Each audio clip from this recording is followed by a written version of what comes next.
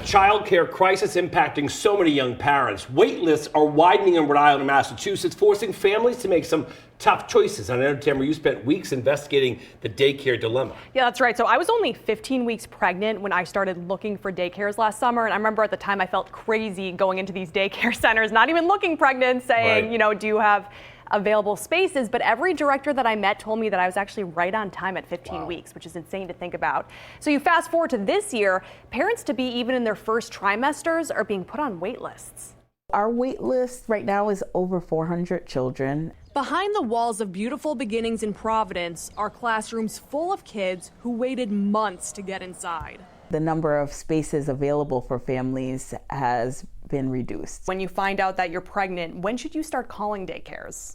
I would call as soon as you find out. It wasn't always this way. Beautiful Beginnings director Khadijah Lewis-Kahn says the pandemic rocked the childcare industry, leading to fewer workers, closed classrooms, and growing wait lists. Are parents often surprised? They do seem to be surprised or disappointed when the waiting list is so long. The issue has forced parents to leave the labor force or find a way to juggle a baby and a job. I was on wait lists. Nobody ever called. URI assistant professor and economist Cruz Bueno went through it herself after having her first daughter. She eventually had to return to the classroom, no plan in place. So I would find myself teaching online, 30 students with their cameras on and my camera on, and I would be breastfeeding. Did you ever think that finding childcare would be so hard? No, never in a million years. The I-Team took a deeper dive into the problem. The childcare industry has lost over 50,000 workers since the pandemic, sending costs soaring. According to the White House Council of Economic Advisors, childcare prices rose 210% from 1990 to 2019. Yet the average childcare worker in 2022 made under $30,000 a year. Even working at Target can pay more than working in a childcare program.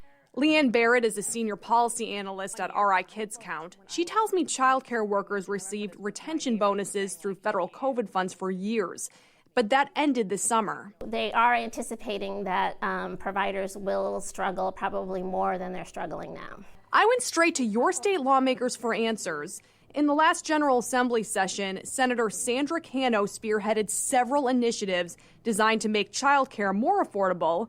While some measures passed, many failed in the House, including a bill to make childcare worker retention bonuses permanent. Your bill, which would be a long-term solution, did not pass. What happens if we keep kicking the can down the road? If this is not prioritized, we will see employers leave the state. We probably would see early educators going to neighbor states, higher wages and more benefits. Which means those Rhode Island wait lists will only keep growing. Why are those waiting lists there?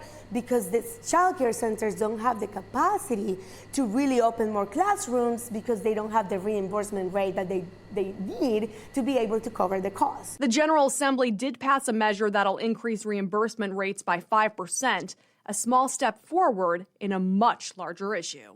We have a lot of problems, and the root of it is a lack of money and attention to the need. The state also increased the income threshold for families to get help paying for childcare because it can be so expensive. Previously, a family of four had to make about $62,000 to qualify for assistance. Just think about that. Now it's $91,000 if they can find a spot.